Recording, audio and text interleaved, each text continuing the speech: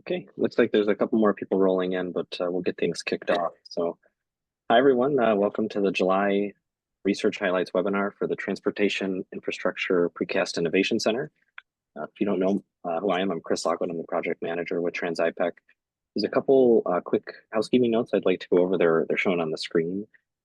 In addition to the presentations today, I just wanted to note that we selected dates for the 2026 UTC workshop. So that'll be held next year, April 14th and 15th in Rosemont, Illinois. So if you save the date, that would be great. The TRANS-IPIC Year 3 request for proposals process is currently underway. The due date's been updated to August 29th, 2025, 5 p.m. And lastly, the August Research Highlights webinar date we're finalizing right now, and there should be an announcement very soon about that. With that, I'd just like to say that we have two great presentations for everybody today. We're really excited to go through them. If you have questions for our presenters, you can type them into the Q&A button. The presenters and I will be monitoring the Q&A section. You can type your question at any time during the presentations, and we'll address them at the end of each presentation. And I will stop sharing. Dr. Dessouky, if you would like to share your screen. So our first presenter is Dr. Dessouky from the University of Texas at San Antonio. Dr. Dessouky is a professor and assistant director of the School of Civil and Environmental Engineering and Construction Management at the University of Texas at San Antonio, UTSA. He has more than 20 years of research experience in transportation sustainability, pavement materials, and traffic safety. He has led and participated in state and federal sponsored research projects. He has more than 120 technical publications in top journals, is a fellow of the ASCE and ITE, was an active member of TRB AMS 20 committee. And then Dr. Dessouky is a professional engineer in Ohio and Texas. We're really excited for this presentation today. So take it away, please. Thank you, Chris. Hello, everybody. I just want to make sure you see my slides. Yep, I can see it. Okay, sounds good. First of all, glad to be here today. I hope everybody having a good summer so far. This is a presentation that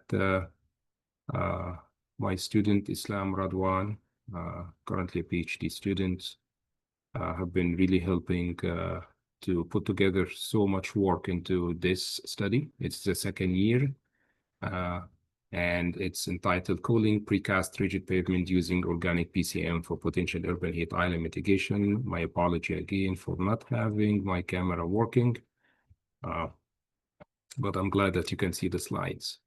So basically the outline of the study is I'm going to go with an introduction, the goal and the scope of work, how we proceed with the methodology and the workflow, our experimentation work, some results completed and ongoing, and then the conclusion and the future work in the remaining time of this year.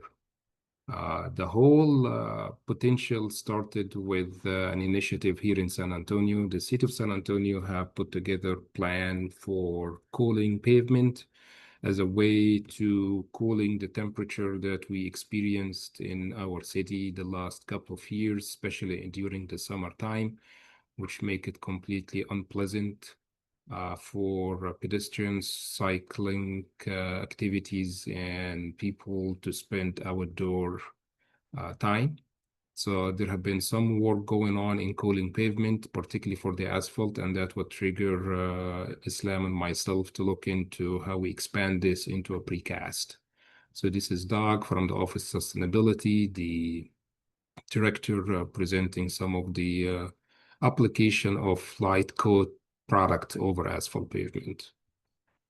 So what we said, what our problem is, we are in the middle of city of San Antonio, which is an urban metro area. And you all know about the urban heat island effect, which is due to the developments, the buildings, the roadways, the parking lot, the sidewalks. This is really contributed to what we called a rising temperature within the city limit as comparing to the rural areas outside of the city limit. So basically what happens is there is a rising temperature within the city as a result of these developments. And studies have showed that pavements contribute to about 30 to 40% of the formation of urban heat island. And a more focus into the pavement aspects could significantly contribute to mitigate the urban heat islands. The impact of the urban heat island is basically having consequences on the human discomfort, the infrastructure damage from rising temperature, increasing the thermal stresses and strains. Definitely, there is higher energy consumption from running the air conditioning most of the day. There is health risks as well. This is the primarily factor why the city of San Antonio have been looking into some cold pavement mitigation strategies. And at the end, it has to do or contributing to the air quality. So what we looked into it first is by scanning the literature of what are the mitigations that have been applied. And one of the application, as you can see, was the cold pavement, a thermal light coat applied on asphalt pavement, which is one of the application that started in Los Angeles, Phoenix, Arizona, and currently San Antonio. So this is what we call the absorption. So there's a reduced heat absorptivity by reflecting more solar radiation by applying these coats. There is other principle by using porous pavement, permeable pavements. This is one aspect to try, which require reconstruction on the top layer. And the principle that we applied here in the study is the use of phase-changing materials, basically, and additives that can be added to the mix of cement concrete, which we try to approach it in this study as part of the Precast Center. So the phase-changing materials is our approach to try to, with initiative to cool the surface of temperature of the surface on the sidewalk. We attempted to start with the sidewalk initially in the work since it is having some percentage of the surface space. And it does have some contribution, especially where pedestrians mostly walk. So having a pleasant outdoor infrastructure starting from the sidewalk would be one of the goals that we've been targeting in this study. So what phase-changing materials is a material that has several applications in many fields, from building constructions to medical applications, food and beverage industry. And we thought, why not we could use that for cooling the cement concrete slabs. We had some use of it before in several other studies that we had in the past for energy harvesting principles. So we thought we could continue to use them into this work. So at the video here in the top, in the bottom right, have shown the original shape of this PCM. It's more as a paraffin, and we elected to use the organic product of it that have the tendency to absorb the heat from the material itself, the surrounding materials. And due to the latent ability of this material, it change its physical solid state to a liquid state, and that helps absorbing the heat from the material itself. That was the intention from utilizing the advantage of this particular material additives to help with lowering the surface temperature of the sidewalk. So our research objective here is basically, well, it's a lot of, so I'm going to summarize this very quick. Basically, our goal is to find mitigation to the urban heat islands in the sidewalk surfaces, enhance the pavement latent heat storage capacity by identifying the right PCM. There is many products out there. It's just how we can pick the right one that allow more heat absorptions and reduction of the surface heat. We will go and measure the thermal properties of these additives and how that integrate into the concrete slabs. And we will check the performance of the cement concrete cylinders to check on their strength to make sure that we meet the specs. At the end of the day, it's still the sidewalk that needs to meet certain regulations and standards. And then we run finite element simulations to have a wide varieties of boundary conditions and material variation to see how we can simulate that to reduce the testing. in our lab. And finally, we run a full-scale pilot test on sidewalks here on campus. Here is the workflow and the methodology. In summary to that, we run thermal heat analysis, indoor and outdoor. We run mechanical testing, primarily compressive strength. We run finite element modeling, and finally, the full-scale pilot test to check on the durability, constructability, and the cost effectiveness of this product. This is the product that we got from the supplier. It is not in a paraffin mode. Actually, the paraffin is the original shape of it. Obviously, it was not possible for us to use it in that shape into our mix. So it has to be processed into microcapsules. So every piece of dust right here in the right-hand side of it is a capsule that retain inside it with the PCM that we use as a way to absorb the heat. So we got the materials from them, and that's how we can easily integrate it into our mix design as an additives as we do the mixing process. This is the specs that we elected to choose. We started with a simple application inside wax to check the feasibility of this work, as well as the applicability to expand it and scale it up. So we use the sidewalk. So our target design strength, according to the text.specs item 360, is a 3000 psi. A lot easier to be doable in our lab setting without having to have a vendor to make the mix for us. So this is basically the slabs that we came up with in the lab. So Islam have chosen to come up with 3 different percentages. The 0%, which is the control, 5% and 10% content. One just by the addition process. So based on the total weight of the mix, we add those percentage. We call it the addition method. And the other is the replacement method. Basically, we replace some of the sand, the closest size to the PCM, and we replace that with an equivalent by weight with the PCM. So at the end, you have about a 20 by 30 by 5 centimeter slab with 1 replicate of each for one of those types of the percentage addition to the mix. We run the thermal indoor and outdoor analysis. So we elected in the beginning to run a control environment. So we built the chamber, secured and insulated from the inside, and we mimic the solar exposure with a very high intensity light bulbs that can reflect the same intensity. It's a similar experiment we've done in a different materials before. And we put our slabs and we cover it up and we run the test over a period of time, 2, 4, and 8 hours. And we run this with the exposure of the heat, and then we let it to cool down. And as we do that, we have thermocouples to measure the surface temperature from the top and the bottom. We took the slab also to the outdoor, so we measured the exposure to the thermal heat on the top and the bottom outside of the lab, and we kept this in this outdoor for about 8 hours to see how the extent of the thermal heat would do. In addition to that, we had several material properties to measure in the geology lab in UTSA, and we took samples. As you can see, the little cores that we extracted from the samples, we sent it to do several thermal testing, thermal diffusivity, thermal conductivity, and to measure the specific heat capacity.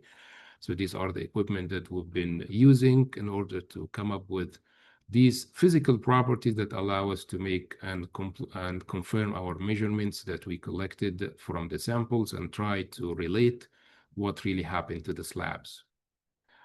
This is the mechanical testing, just to make sure that we meet the minimum requirement of 3000 psi. So we came up with cylinders 4x8, representing every and each of those content that we talked about before, and those has been tested at 7, 14, and 28 days.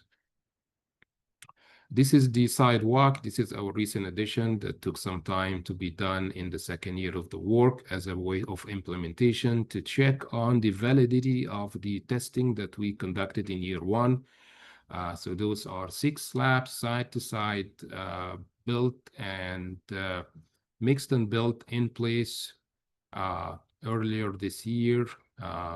with a lot of negotiation and communication with the school.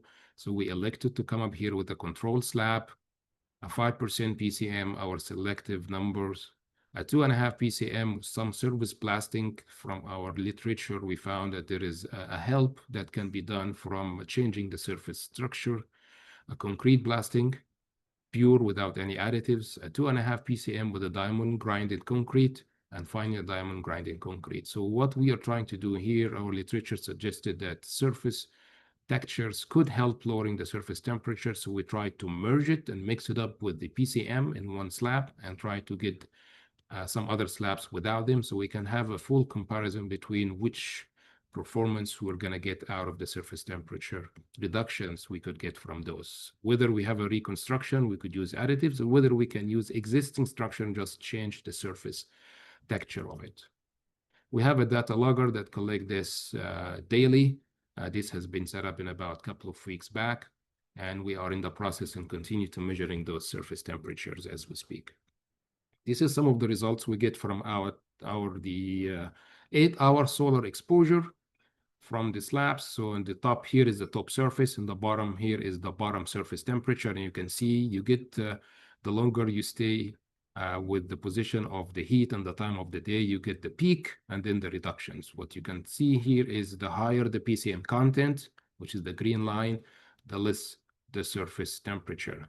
So that's exactly the intention of how the impact of those PCM additives could contribute to lower the surface temperature. Definitely, there is a lot to learn from it. The content of the PCM, the depth of the slab, the solar exposure, and the timing. So you can tell here the peak is during the heating cycle, and after that is the cooling cycle when the temperature drops during the day. So this is an 8-hour solar exposure experiment. And you can see the expected surface temperature drop somewhere between 5 to 8 degrees centigrade. So that was a contribution we were not expecting to get, but that was eventually some of the advantage we thought. It was confirming some of the feasibility work that we have been working on. This is the thermal testing results, the thermal diffusivity, heat capacity, and the conductivity, because it helps us understand the physical changing to the slab. This is the mechanical testing results, 7, 14, and 28 days.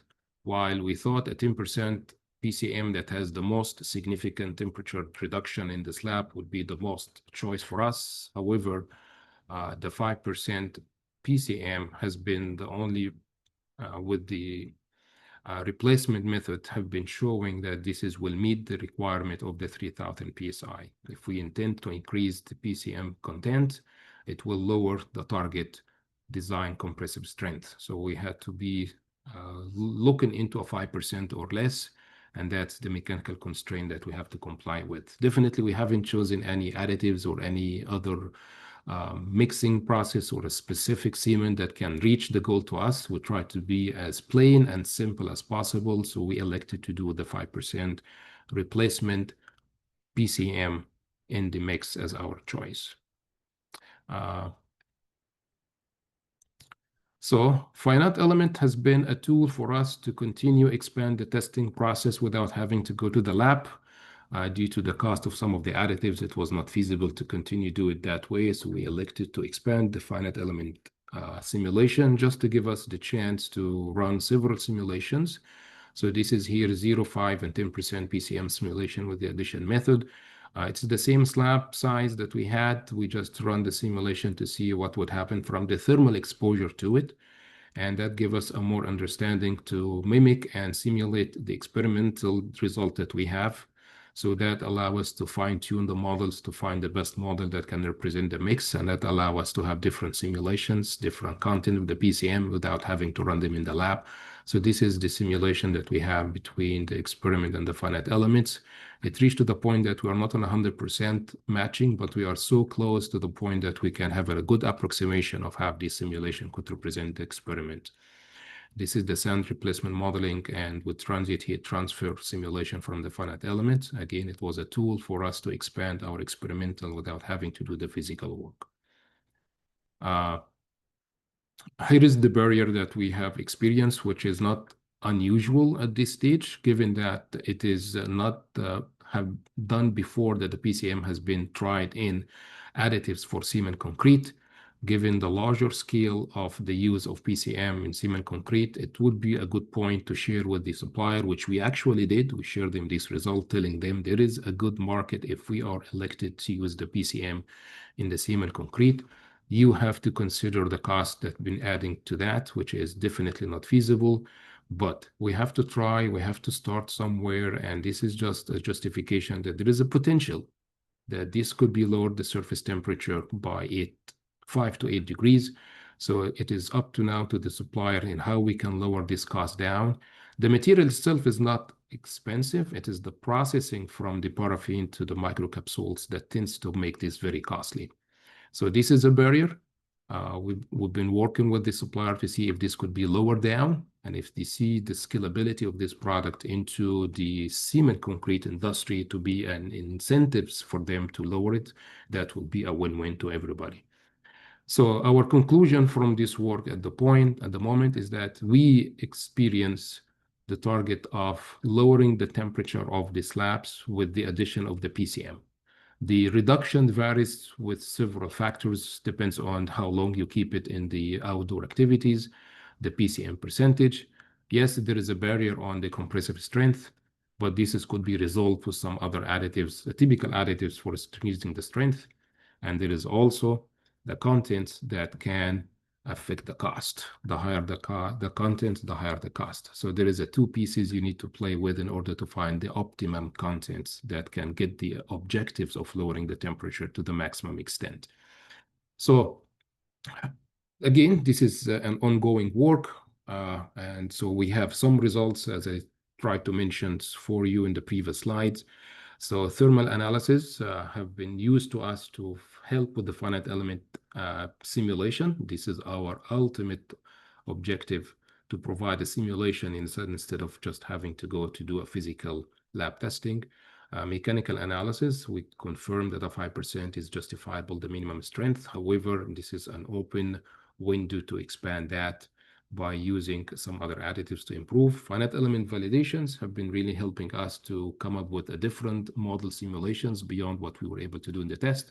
And finally, we are under full observation to the sidewalks that we built in the campus to monitor how these additives will provide us a real testing data with constructability factors and parameters. We looked at it as we made the mixes with our UTSA contractor, and that been done in place, and the cost effectiveness of this product by the end. So this is still an ongoing results that will be shared later once we complete.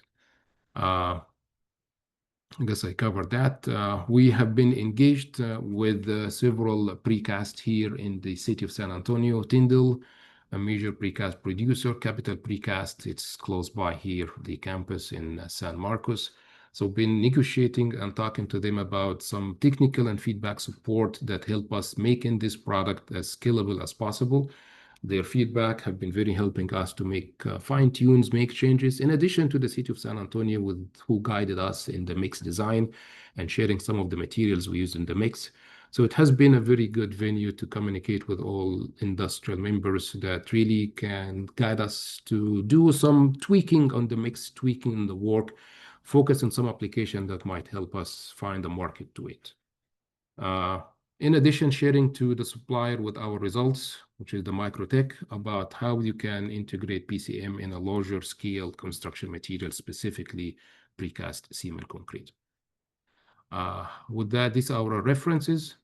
Yeah, I want to also thanks Dr. Allens, who allowed his lab to run some of the testing, City of San Antonio also for sharing the materials. And with that, I hope I stay on time, and I'm open for questions. Thank you. Great, thank you so much. That was really fascinating. I've been monitoring. I don't see any current questions in the Q&A, but if anybody has a question, we have a few minutes if somebody would like to type a question into the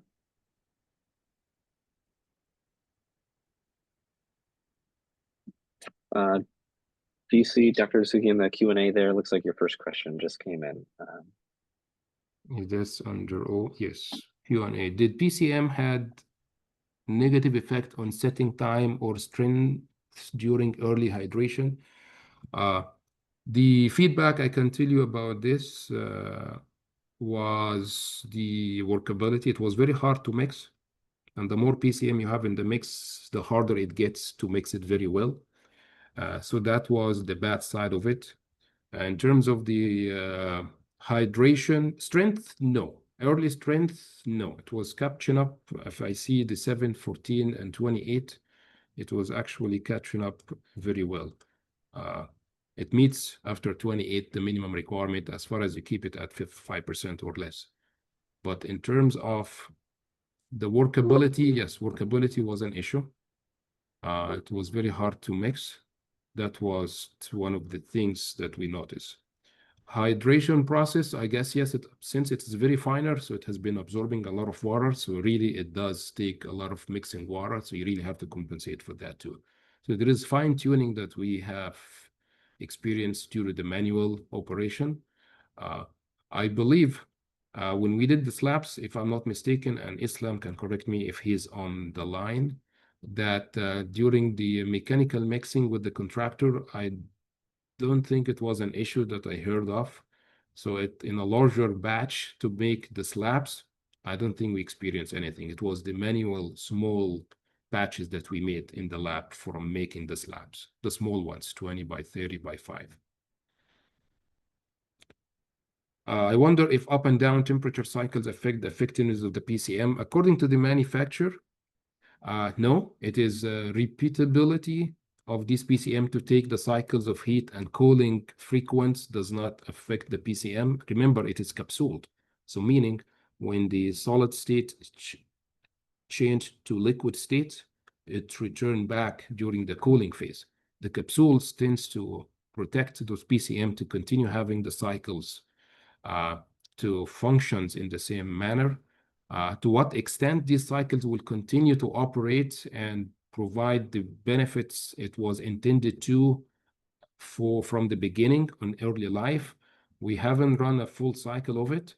However, we expect the slabs that we have in our door, it's about now 5+ months, that will give us with the testing data the potential to justify what happens to the surface temperature, that it continue the cycles to be lowering the temperature with time as we intended to get from early life. This is still under observation to confirm, but according to the manufacturer and understanding of the capsules coverage to it, we don't foresee that this will be affected over time.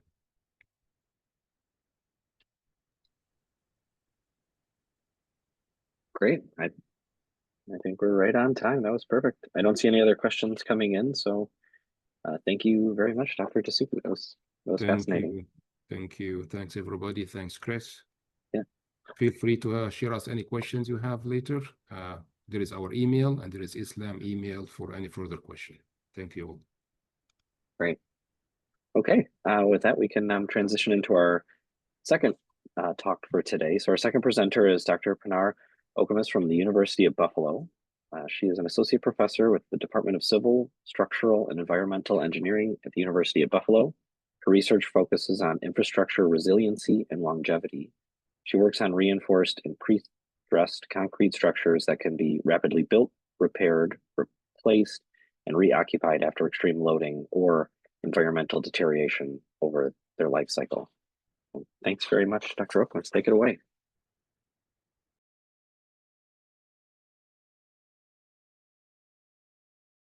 Oh, I think you might be muted, actually. Sorry. Sorry, after all these years, I still forget that. All right. No problem. So let me restart. Okay, so I'll be talking about evaluating concrete bridges for shear using machine learning. And this project is the work of our PhD student, Mr. Mohammed Hassan Lashin. I am Pinar Okumus, as introduced, and our co-PI is Dr. Ilhami Khorsani.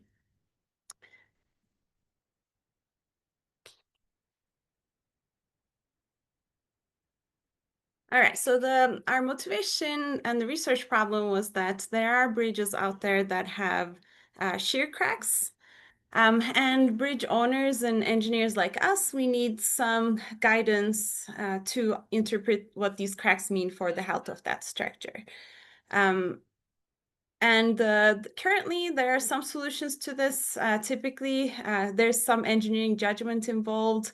One could do some detailed analyses, but they take time and require quite a bit of expertise. Or you could do some load testing to understand how much capacity the bridge still has, but of course, they tend to be costly.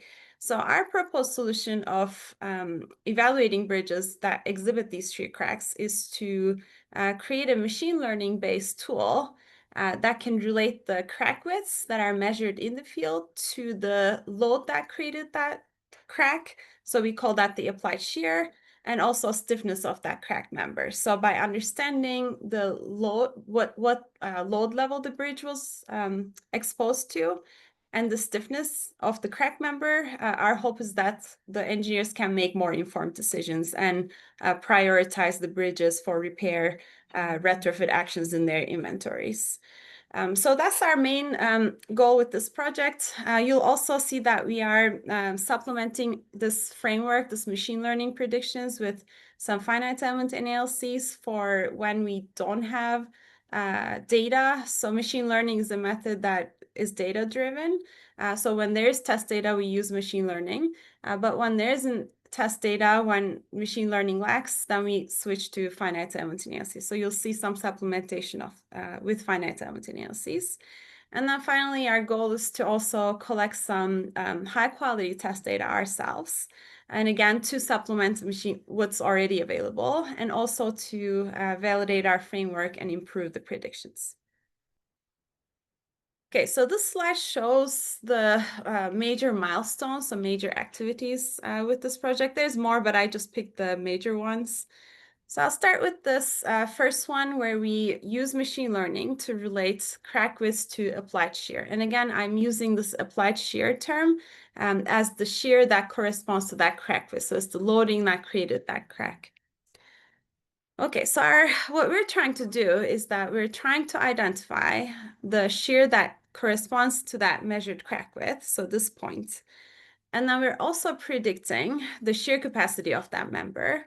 And by comparing these two values, we are getting an idea of the condition of that bridge. So for example, if a member was loaded to 20% of its capacity, shear capacity, versus another member, another bridge was loaded to 80% of its capacity, we can easily tell which one has more priority for repair or retrofit actions. This slide shows the flow of this framework. So it starts with this evaluation method. So it starts with the field engineer measuring crack widths in the field. They would naturally also have access to the member details, so they would know the beam properties, material properties, reinforcement details, geometry, all that. And then we come in and we help them predict the shear strength of that member. And again, that shear strength, we're interested in it as a benchmark because we want to see how close the member got to that benchmark shear strength value. So we collect our shear test data from the literature. We train a machine learning algorithm to predict that shear strength. We also predict that applied shear. So that's the shear that corresponds to that crack. And as I said, we are interested in comparing these two values. So we get a applied shear to shear strength ratio, and that helps us evaluate the beam health condition.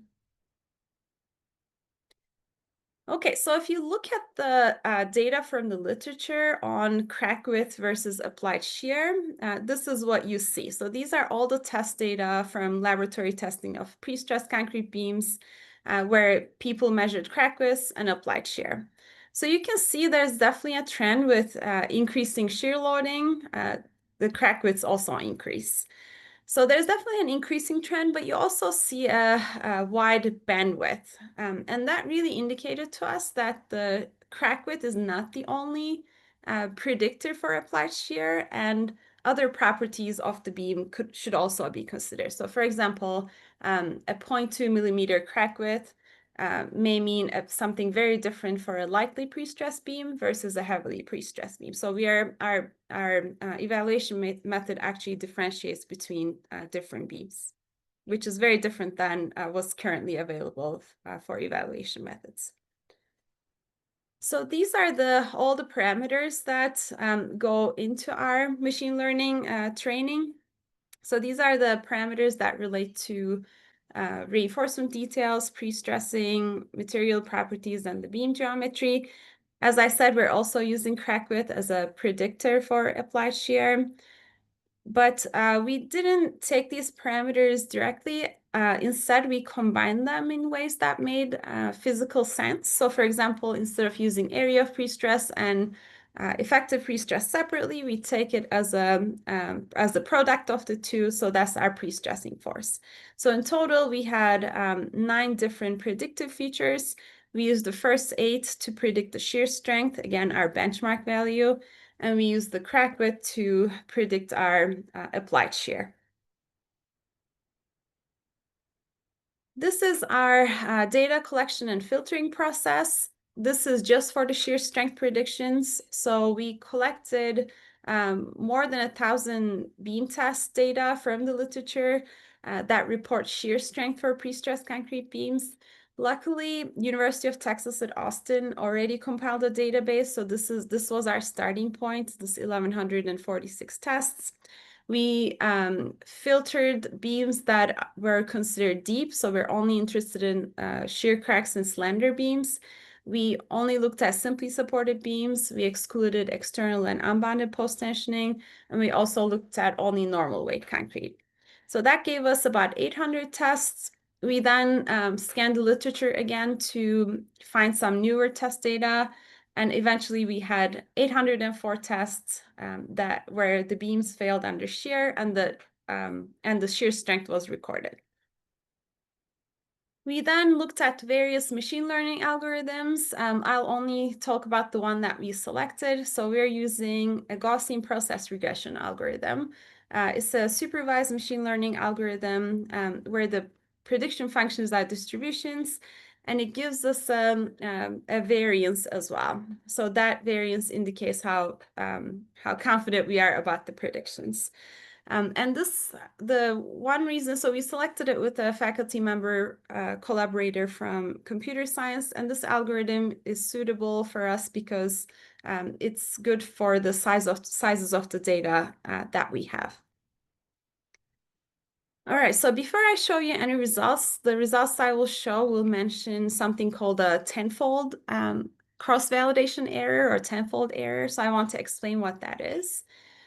So in machine learning world, tenfold or k-fold cross-validation is used as a measure of error or how good the predictions are. So in this process, what you do is that you split your data into a training data set. So that's what you use to train the algorithm. And then the remaining part of the data is for validation. In this cross-validation process, you do this splitting of data multiple times. So we did it 10 times. So each one of them is a fold. So we take 90% of the data for training, 10% for validation. And each time you pick a randomly different 90%. And you measure the error. So this is the mean absolute percentage error in each fold.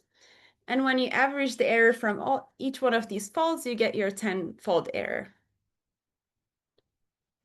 This is the results for our shear strength predictions. Again, we're predicting the shear strength as a benchmark value. In all these plots, the y-axis or the vertical axis is the shear strength coming from testing. So this is the ground truth. The x-axis is our predictions. So if all our predictions were perfect, they would all be on this red 45-degree line. And as you can see, our predictions for shear strength are pretty good. They're mostly concentrated around this 45-degree line. Our tenfold error that I mentioned earlier is 15%, which we think is pretty acceptable for this. As a comparison, because you can also predict shear strength using code guidance, right? There's multiple equations that gives us shear strength. We also compared the shear strength predictions that we obtained for machine learning to what Astro LRFD bridge design specifications give to us. So one interesting thing, so the plot on the left-hand side is what you just saw from machine learning. The one on the right-hand side is from AASHTO. And one very interesting thing that you probably already realized is that while machine learning results look better, right, they're more around that 45-degree line, AASHTO LRFT specification predictions are actually all conservative. So this is very important for our framework because our error in machine learning is smaller, but the codes intentionally try to be conservative in their predictions. And this is very important to us because while in design, being conservative doesn't add too much to the cost of the project, we could always add a little bit more reinforcement, a little bit more pre-stress. It shouldn't change the cost of the project too much. In evaluation, if you're being conservative, it could actually cost quite a bit. So that could be the difference between shutting the bridge down to keeping it operational. So that's why we're predicting the shear strength with machine learning, which gives predictions without having to be conservative. So that's why this is our benchmark. All right, so we did the same thing, same prediction for applied shear this time. And again, applied shear means that's the shear that created that crack that's measured in the field. So we started with that 804 tests from before. We looked and see which ones of these tests also recorded crack widths. And actually, only a few does that. So we ended up with 83 tests. But luckily, each one of these tests, when the beams are tested, the crack widths are measured at various loading points, right? So all of these points are crack widths. So because of that, we had 424 crack width measurements versus applied shear. And that's a good enough size for Gaussian process regression to make predictions. These are the results for applied shear. Again, y-axis is the applied shear. We normalize it with the maximum shear or the strength, if you will. Y-axis is the test, x-axis is the machine learning predictions.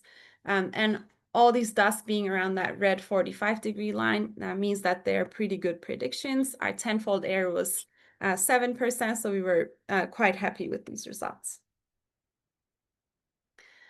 All right, so our next step is to, now that we know we have an idea of, for a given crack width, how much of, what fraction of the strength that member was loaded, we wanted to get some supplemental information from finite element analysis. And the goal here is that, like you've seen, so people, when they do testing programs report crack widths, they report applied shear. Sometimes they report load and displacement relationships, but very seldomly you see internal stresses being reported. So things like pre-stress levels, stir-up strains, these are not typically reported in testing programs. So we don't have access to that data. So therefore we use FEA to create that data for a given beam to take our evaluation method one step further. I will demonstrate what I'm trying to, I will demonstrate this with an example. So let's say that we have this beam. This one is coming from a testing program, but let's say that this is a beam we're evaluating in the field.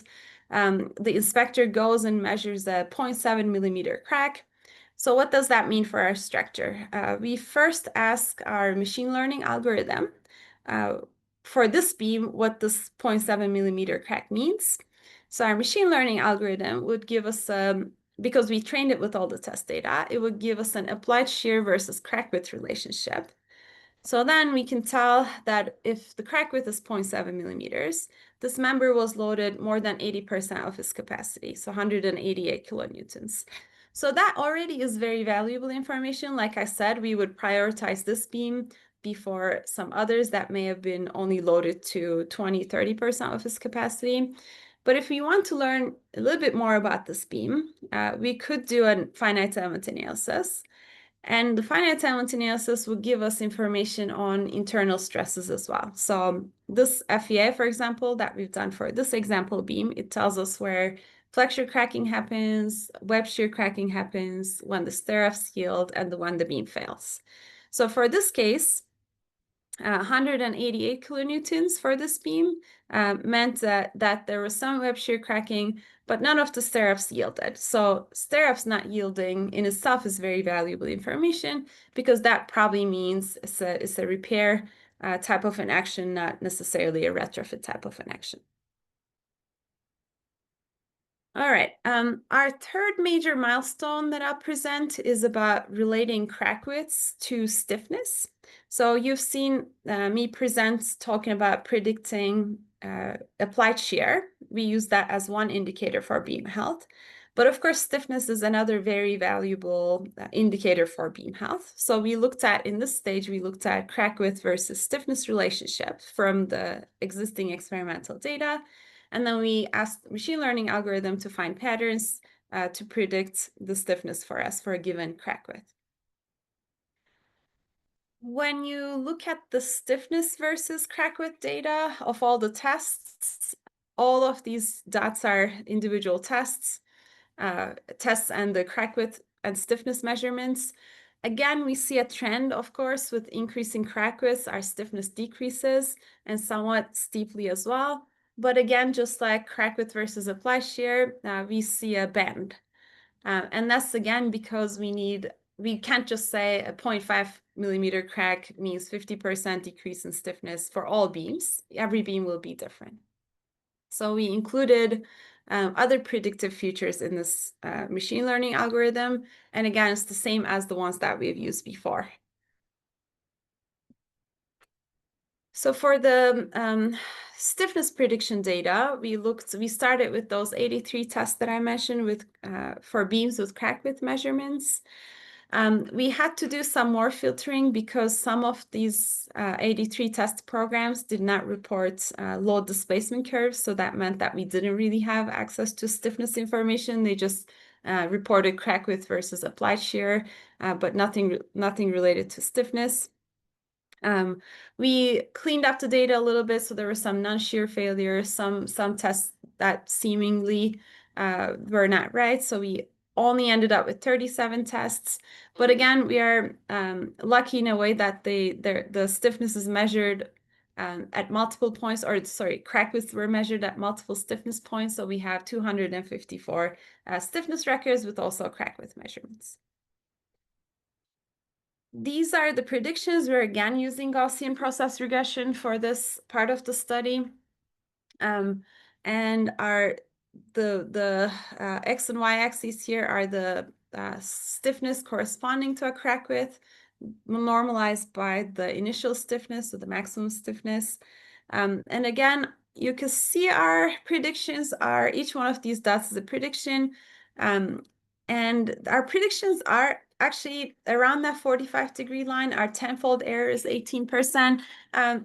We deem this to be acceptable, but we think that the scatter that you see could be improved. So we have plans to improve the predictions. What we're going to do is, what I've shown you is this crack width versus stiffness data with 83 tests and 18% error, large scattered. What we plan to do next, which we haven't yet done, is that we actually can relate crack width to applied shear, like I've shown before. We can relate applied shear to stiffness as well. So that gives us a little bit more test data. It's an indirect way of predicting the relationship between crack width and stiffness, but it gives us more data points. So that's next for this part of the project. All right, so our machine learning algorithms are developed for the most part, except for that update on the stiffness. And they are available, but of course, algorithms, if you just give the users the algorithms, it doesn't mean much. So we created this user interface, which is online, so anyone can reach it online, so web interface. And what happens is that our goal is that the inspector goes to the field with a tablet phone, and they either pre-populate the beam data or they enter the beam properties and they enter the crack width here that's measured. And by just the hit of a button, they get the applied shear, they get the maximum shear, they get that ratio that we mentioned, and we'll be updating this web interface with the stiffness information as well. All right, and our final major milestone is the collection of that high quality data. So let me tell you why we're doing this. So like I mentioned, so we do need some high quality data to improve our predictions.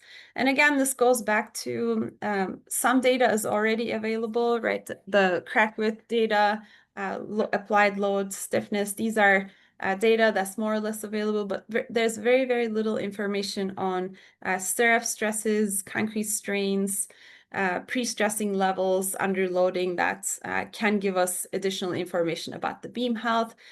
Also, sometimes in the literature, crack widths are measured at different locations. It's not always documented well, so we want to get better high-quality data to see how good our predictions are and to improve the predictions. This is our specimen design. So we picked a AASHTO type 1 girder. These are 28-inch I-shaped girders. It's 20 feet long. We're going to test this left-hand side under 3-point bending. And we have predicted the shear strength of this beam using various methods. So we use finite analyses, AASHTO design specifications, and ACI. So these are the shear strengths that we obtain, and you can see that there's quite a bit of variation. ACI simplified being half of finite element analysis, and that's expected given that this is the shear strength and there's just this inherent variability in the results. But the reason why we wanted to do this is that we want to make sure that the beam fails under shear, not flexure. And it turns out that it's quite difficult to make these beams fail under shear, which is a great thing for practice, but not so much for research. But currently, we came up with a good balance that our beam is expected to fail under shear. The other thing we wanted to make sure was that we can collect quality crack width information. So we have a finite element analysis of this beam. So we know that when the web shear cracking is expected, so around this load. And then we have essentially this much load to collect that crack width data until the ultimate shear. We also know where to expect the failure and what type of cracking we will get, so we know where to instrument the beam. This is our test setup, so we'll be testing this beam simply supported at mid-span loading with a 600 kip actuator, and it should be applying cyclic loading in one direction only, so we'll be push and unload. This is our loading protocol for the actuator displacement. So we're doing loading, unloading, loading, unloading, loading, unloading. At every load cycle, we will be collecting crack widths. And this is also interesting and important because we're interested in both crack widths at the transient state when the load is applied here. But we're also interested in crack widths when the load is removed, so the residual crack widths. And really, there's almost no information for pre-stressed concrete beams about the relationship between transient and residual cracking. So, and most of the times in the inspection, you would actually be recording residual crack widths. All right, and finally, this is our instrumentation plan. So we have plans to measure concrete strains, stirrup strains, load and displacements, of course, crack widths, of course, and any slip in the strands. Pre-stressing levels. Okay, so our next step is to get this beam fabricated and tested. If you work with precasters, they're all construction season, so they're all busy during the summer. But as soon as we get the beam fabricated, we're ready for testing. Everything is planned. So that's our next step, and I'll go through the outcomes and conclusions quickly because I already made these points, but you've seen our web-based tool up and running. Our machine learning prediction errors were 15%, 7%, 18% for shear strength, applied shear, and stiffness. For shear strength, I mentioned before, our predictions are better than codes if you measure the error, but codes are meant for design, so our unique contribution is to predict the shear strength for evaluation purposes. And for stiffness, as I mentioned, we are going to be making an attempt to improve this with a larger data set. And our future work includes updating the stiffness predictions and the testing I mentioned. All right, so these are our acknowledgements. So thank you, TRANS-IPIC, for funding this work, and a significant amount of funding came from Institute of Bridge Engineering at University of Buffalo. We had Dr. Chandola, who helped us with machine learning algorithms from computer science. Dr. Castillo worked on a similar work for reinforced concrete structures, and Ms. Raj helped us with the user interface. Okay, some references, and I can take any questions now. Thanks so much. It looks like there is one question in the Q&A. Get there. Okay. All right. So this is so the question is whether the machine learning algorithm used in the study was supervised or unsupervised, and if we used any ANN or CNN for this study. So this is the Gaussian process regression, so a supervised algorithm.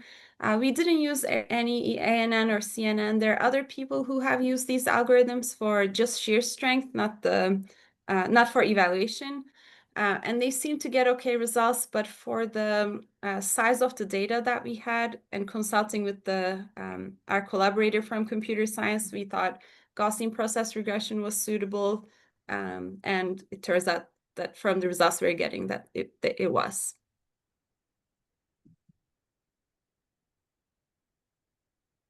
Great. Yeah, I don't see any other questions unless one comes in. Okay. I guess. Oh, wait. There's one more.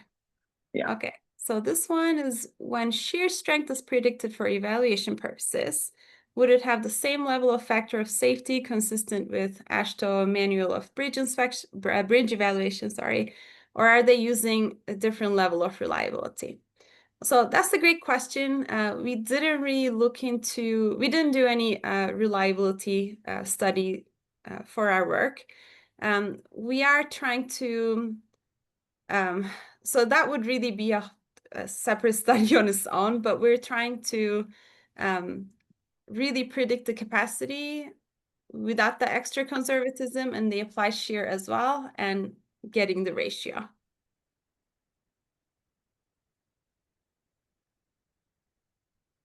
Okay. Great. I think we're ready to call it. So thanks so much, Dr. Okumus, for presenting. It was great. Thanks to both of our presenters, Dr. Dessouky from UTSA, Dr. Okumus from UB. Thanks to everybody for calling in and listening today. Please keep an eye out for our next announcement for our August webinar that should be coming out very shortly. And the video for this webinar will be loaded up on YouTube very shortly. Thanks, everybody, and have a great day. Have a great summer. Thank you all. Thank you. Bye. You too. Bye-bye. Bye.